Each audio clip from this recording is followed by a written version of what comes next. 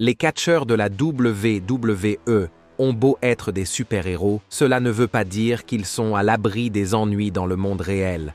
Certains semblent même aimer les ennuis, au point d'avoir des démêlés avec la justice au cours de leur carrière. Pour certains, c'est le résultat d'une mauvaise prise de décision, pour d'autres, c'est la faute à pas de chance. Des incidents nocturnes au véritable scandale. Voici quelques catcheurs de la WWE qui ont été arrêtés au cours de leur carrière. Commençons par Jeff Hardy, le casse-cou de haut vol, l'homme de la situation et celui qui a rendu les matchs à l'échelle populaire à la télévision. Mais malgré tous ces mouvements de haute voltige et ses titres remportés, il y a une autre facette à sa carrière. Une facette remplie de problèmes juridiques, de mauvaises décisions et d'un trop grand nombre de photos d'identité judiciaire. La plupart des fans ne le savent pas, mais les démêlés de Jeff avec la justice remontent à bien plus loin qu'ils ne le pensent. En 2009, il a été arrêté pour trafic de substances réglementées. Et disons qu'il ne s'agissait pas seulement de quelques aspirines. Ce genre d'accusation suffit généralement à mettre fin à une carrière de catcheur. Mais Jeff a su rebondir. La WWE l'a laissé partir, mais il a refait surface à la TNA Impact Wrestling, prêt à prouver qu'il était encore capable d'aller de l'avant.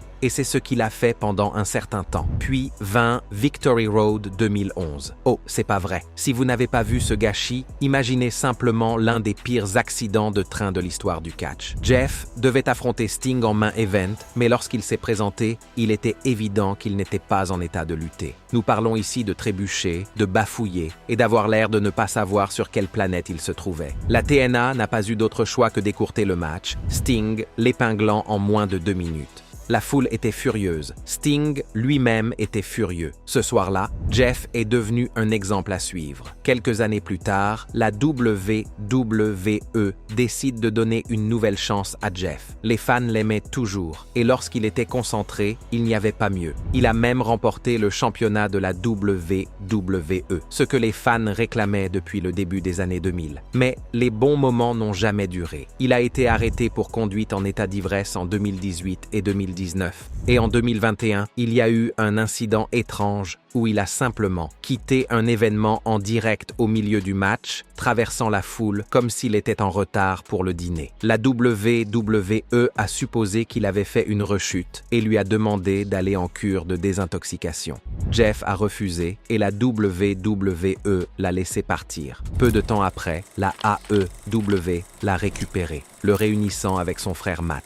Et pendant 1 minute, il semblait que nous pourrions avoir un Jeff Hardy sans drame. Puis vint 2022, une autre conduite en état d'ivresse. Et celle-ci, 3 fois la limite légale. En février 2023, il décide d'arrêter les frais et plaide non coupable, ce qui lui vaut 38 jours de prison, 2 ans de mise à l'épreuve, une lourde amende de 486 $ et une suspension de son permis de conduire pendant 10 ans. En outre, il a dû suivre une formation ou une cure de désintoxication pour conduite en état d'ivresse et effectuer des travaux d'intérêt général. La bonne nouvelle, c'est que depuis qu'il s'est acquitté de toutes ses obligations légales, il a réussi à éviter les ennuis. Les fans espèrent qu'il se ressaisira pour de bon, mais pour l'instant, il faut y croire quand on le voit. Une chose est sûre, l'histoire de Jeff Hardy n'est jamais terminée, mais seul l'avenir nous dira s'il s'agit d'une rédemption ou d'une nouvelle chute. Il est intéressant de noter que Jeff n'est pas le seul frère Hardy à avoir été arrêté. Matt Hardy a eu son lot de démêlés avec la justice. Et comme son frère, ce n'est pas arrivé qu'une seule fois. Ensemble, Jeff et Matt ont formé l'une des équipes les plus décorées de l'histoire, et ils n'étaient pas mal non plus en tant qu'acteurs individuels. En fait, la place de Matt Hardy dans l'histoire du catch est cimentée depuis longtemps. Sa carrière a été marquée par de nombreuses réinventions et changements de personnages au sein des grandes promotions et du circuit indépendant. Matt Hardy a connu la gloire au sein des Hardy Boys, devenant rapidement l'un des favoris des fans avec son frère. Leur rivalité avec Edge et Christian en 1999 est entrée dans les livres d'histoire et leur a valu un grand respect dans le monde du catch. Puis, à l'aube du nouveau millénaire, les Hardy Boys, Edge and Christian et les Dudley Boys s'unissent pour changer complètement le jeu du catch par équipe.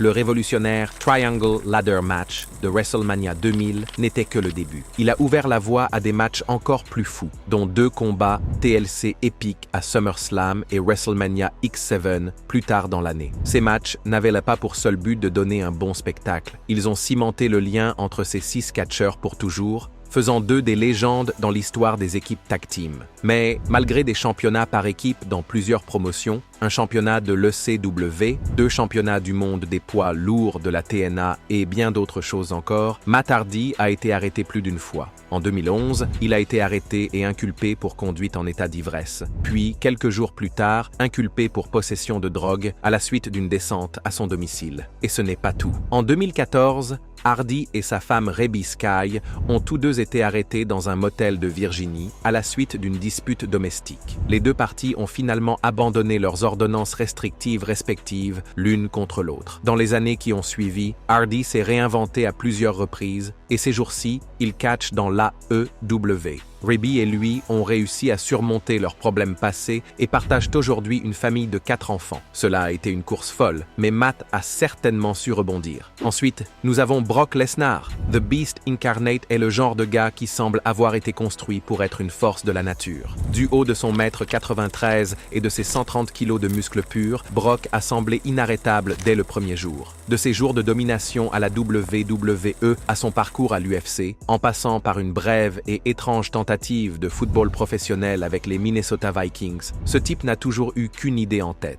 conquérir. Mais comme tout athlète de haut niveau, le parcours de Lesnar n'a pas été sans heurts. En 2001, alors que Brock était encore tout frais dans la WWE, il s'est retrouvé dans une situation un peu délicate. Une arrestation pour possession illégale de stéroïdes anabolisants. Oui, le grand gaillard qui pouvait défier n'importe qui a eu des ennuis judiciaires. Et c'est là que ça devient encore plus intéressant. Les charges ont finalement été abandonnées. Pas de peine de prison, pas d'énormes scandales qui auraient ruiné sa carrière. Malgré toute l'agitation autour de l'utilisation des stéroïdes dans le catch, Brock n'a pas eu beaucoup de retombées et sa carrière s'est poursuivie sans discontinuer. Bien entendu, cela n'a pas empêché Lesnar de continuer à conquérir partout où il est passé. Après avoir fait sensation à la WWE, où il est devenu l'un des plus jeunes champions de la WWE de l'histoire, il a décidé de s'essayer au MMA. Et devinez quoi? Il est entré à l'UFC et a pris le pouvoir, devenant rapidement le champion des poids lourds de l'UFC. Il était un monstre absolu dans la cage, apportant la même intensité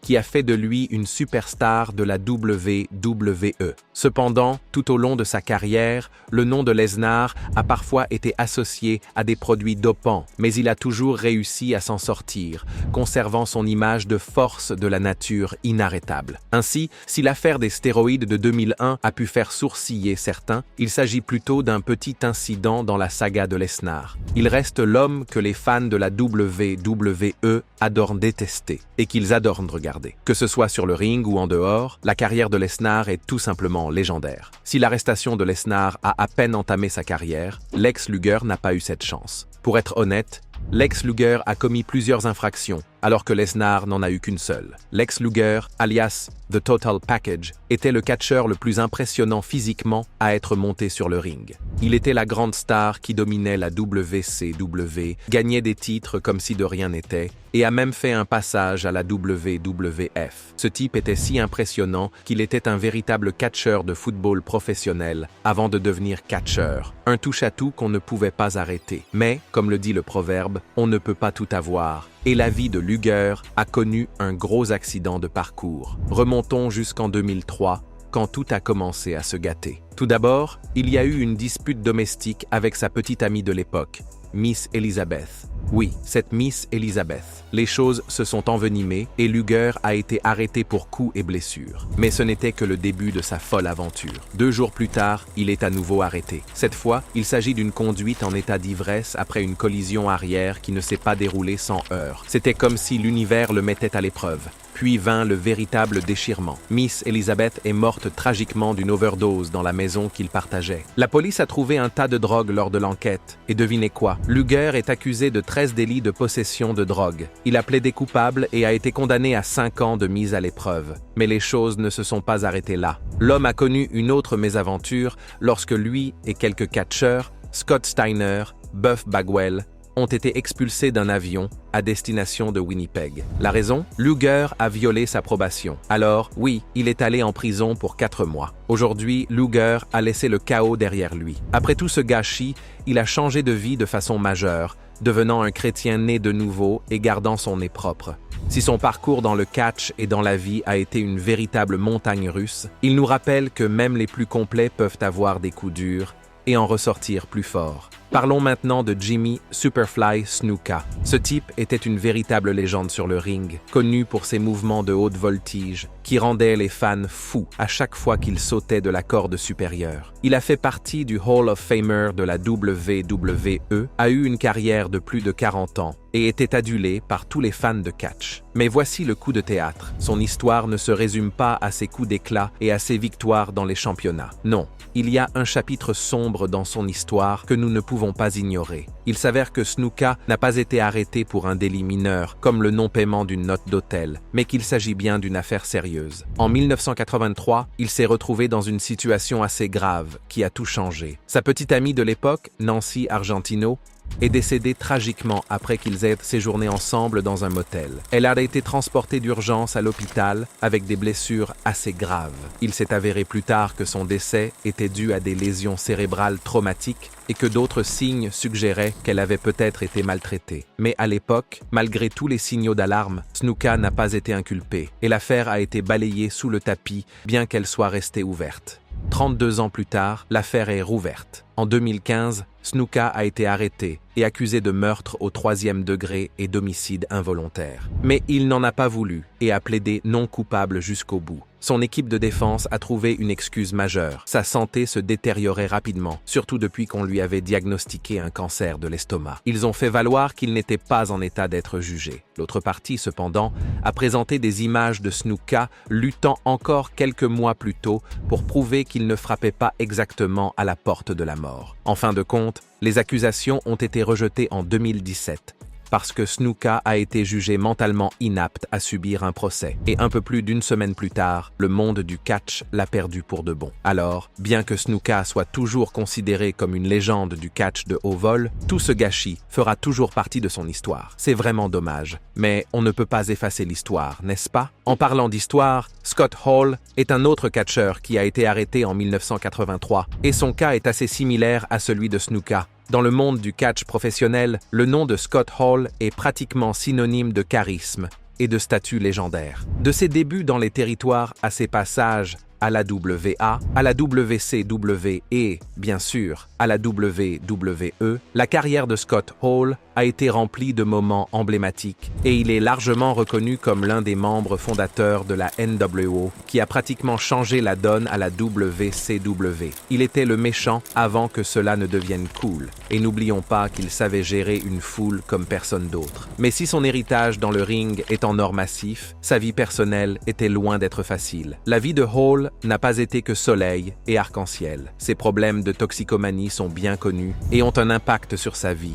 tant à l'intérieur qu'à l'extérieur du ring. Il a connu une longue liste de problèmes juridiques, principalement liés à l'alcool et à la drogue, qui font malheureusement partie de son histoire. L'un des incidents les plus anciens et les plus choquants s'est produit en 1983, lorsque Hall s'est retrouvé au cœur d'une rixe mortelle à l'extérieur d'un club d'Orlando. Il a arraché une arme à un homme et ce faisant, l'a abattu. Hall a invoqué la légitime défense et, bien qu'il ait été inculpé de meurtre au second degré, l'affaire a été classée faute de preuves. Cette situation le hantera pendant des années, tant sur le plan personnel que juridique. Au fil des ans, les problèmes d'alcool et de drogue de M. Hall ont continué à semer le chaos. En 2008, il a été arrêté pour trouble à l'ordre public après une altercation dans un bar, rappelant une fois de plus que sa toxicomanie continuait à nuire à sa vie. Heureusement, en 2013, Hall a fait un grand pas en avant pour changer sa vie avec l'aide de Diamond Dallas Page, se débarrassant de son addiction et devenant sobre. Ce fut un grand moment dans sa vie et sa carrière a connu une certaine résurgence. Hall a été intronisé au Hall of Fame de la WWE non pas une mais 2 fois, d'abord en tant que Razor Ramon en 2014, puis à nouveau en 2020 en tant que membre de la NWO. Scott Hall est finalement décédé en mars 2022, mais il a laissé derrière lui un héritage inoubliable. Ensuite, c'est au tour de Kurt Angle. Kurt Angle est probablement l'un des plus grands catcheurs de tous les temps. Remporter une médaille d'or olympique est déjà le summum de la réussite dans le catch, mais en gagner une avec le cou brisé, c'est tout simplement légendaire. Et quand Angle a rejoint la WWE, il ne s'est pas contenté de s'intégrer, il a dominé. Mais malgré tous ses exploits, Kurt Angle a failli tout perdre à cause de ses problèmes de toxicomanie et de ses démêlés avec la justice. L'homme qui pouvait supporter la douleur épuisante d'une fracture du cou aux Jeux Olympiques s'est retrouvé pris au piège d'un combat bien plus difficile, celui des analgésiques et de l'alcool. Son premier démêlé avec la justice remonte à 2007. Lorsqu'il a été arrêté pour conduite en état d'ivresse, bien qu'il ait été déclaré non coupable. En 2009, il a de nouveau eu des ennuis avec des accusations de conduite avec un permis suspendu et de possession de HGH, qui étaient légalement prescrites par la loi, mais ces accusations ont également été abandonnées. En 2011, il a connu une autre mésaventure avec une arrestation pour conduite en état d'ivresse dans le Dakota du Nord, qui s'est soldée par un plaidoyer de culpabilité et une mise à l'épreuve. Le mois suivant, en Virginie, il a été arrêté pour une autre conduite en état d'ivresse, mais cette fois, les charges ont été abandonnées après un second test d'haleine.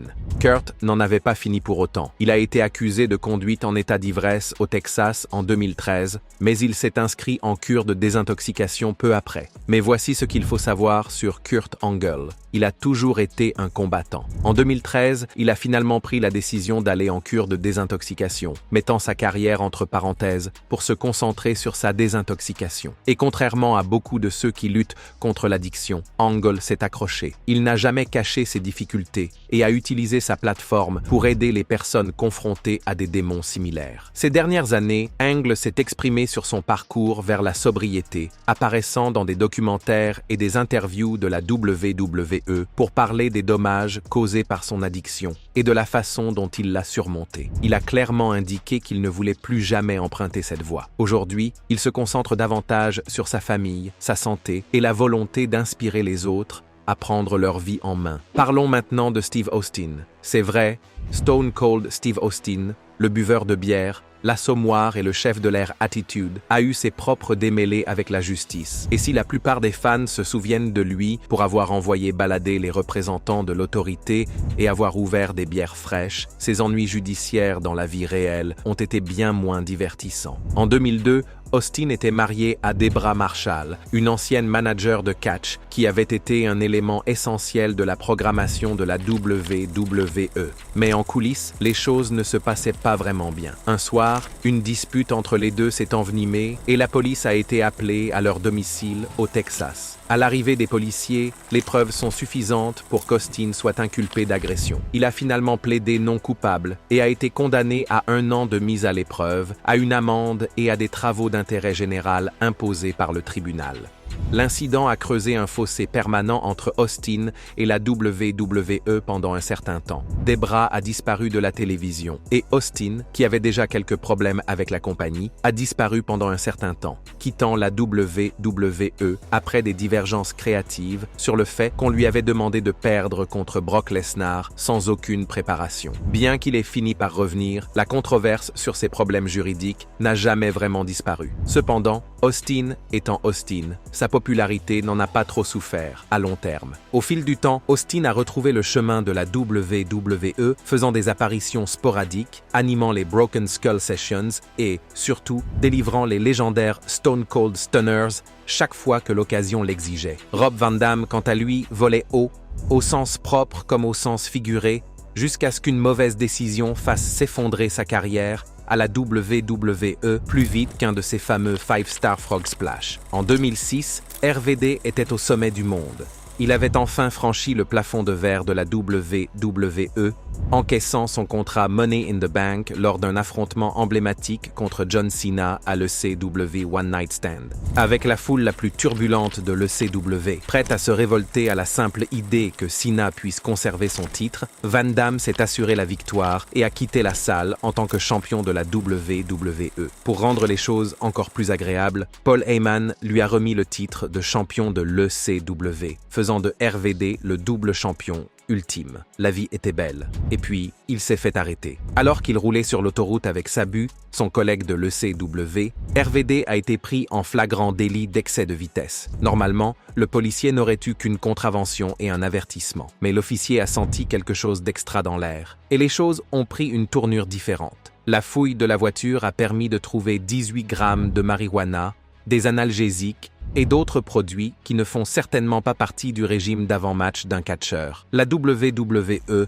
s'est immédiatement mise au travail pour limiter les dégâts. Dans les 48 heures qui ont suivi son arrestation, RVD a été contraint d'abandonner ses 2 titres, perdant d'abord le championnat de la WWE au profit d'Edge, puis le championnat de la ECW au profit de Big Show la nuit suivante. Comme si cela ne suffisait pas, la WWE lui a infligé une suspension de 30 jours. C'est ainsi que les rêves de RVD en tant qu'acteur principal se sont littéralement envolés en fumée. RVD a admis plus tard qu'il avait l'impression d'avoir laissé tomber beaucoup de gens. Mais dans le plus pur style Van Damme, il a aussi dit qu'il n'avait aucun regret. En fait, après avoir purgé sa suspension, il a demandé plus de temps libre, disant que le programme de la WWE était trop épuisant. RVD classique. Bien qu'il ait continué à lutter pour la WWE après le scandale, il n'a jamais retrouvé le même niveau de célébrité. Au lieu d'être le visage à long terme de l'ECW, il a été relégué en milieu de tableau avant de quitter la WWE. Heureusement, son héritage a été suffisamment fort pour lui permettre d'entrer au Hall of Fame de la WWE des années plus tard. Rob Van Dam était peut-être Monsieur Monday Night, mais sa carrière a prouvé que lorsqu'on est à la WWE, on ne peut pas se contenter de faire ce qu'on veut. Il faut aussi suivre les règles. Pour finir, nous avons Jimmy Uso, la moitié d'une des plus grandes équipes de tag de tous les temps, un OG de la Bloodline, et un gars qui n'arrive pas à éviter les ennuis. S'il y a bien un catcheur qui a vécu comme une rockstar mais qui n'aurait probablement pas dû, c'est Jimmy. Le catch est dans l'ADN de Jimmy, et lui et son frère Jay ont fait des Usos l'une des équipes les plus décorées de la WWE. Ils ont commencé comme des babyface faisant la danse de la guerre samoane, mais une fois qu'ils ont laissé tomber la peinture et se sont appuyés sur leur swagger naturel, ils ont décollé. Super Kicks, Trash Talk et Day One-ish, les Usos étaient intouchables. Mais alors que Jimmy faisait des ravages sur le ring, à l'extérieur, ce n'était pas le cas. Le mec a été arrêté pour conduite en état d'ivresse non pas une fois, ni 2 fois, mais 5 fois. C'est plus d'arrestation pour conduite en état d'ivresse que de titre de champion du monde. La première fois, c'était en 2011, puis en 2013. 2019, double problème, il a été arrêté 2 fois la même année, et puis il y a eu le gros coup en 2021. Jimmy, champion tag team et élément important de The Bloodline, s'est fait arrêter une nouvelle fois. Les fans s'attendaient à ce que la WWE prenne des mesures, peut-être une suspension ou un congé, mais non, la Bloodline était trop chaude pour qu'on lui cherche des noises, alors on a continué comme si de rien n'était. L'arrestation de 2021 a été particulièrement controversée parce que Jimmy se tenait littéralement à côté de Roman Reigns à SmackDown, comme si rien ne s'était passé. La WWE n'en a pas tenu compte, et les fans se demandaient combien de coups ce type allait recevoir. Mais comme le veut la tradition du catch, le drame de la vie réelle a fini par s'immiscer dans l'histoire. Lorsque la WWE a séparé les Usos, il était logique que Jimmy joue le rôle du heel. Pourquoi? Parce que son attitude est celle de l'autodestruction. C'est le type qui trouve toujours un moyen de se mettre en travers de son propre chemin, que ce soit sur le ring ou en dehors. Jimmy Uso est donc le parfait méchant du catch. Non pas parce qu'il est méchant, mais parce qu'il est ce type qui ne peut pas se sortir de son propre chemin. Et voilà, les catcheurs de la WWE qui ont été arrêtés au cours de leur carrière. Lequel de ces cas vous choque le plus? Faites-nous part de vos impressions dans la section des commentaires. Et avant de partir, n'oubliez pas d'aimer cette vidéo et de vous abonner à Ring Rivals pour ne pas manquer les prochaines.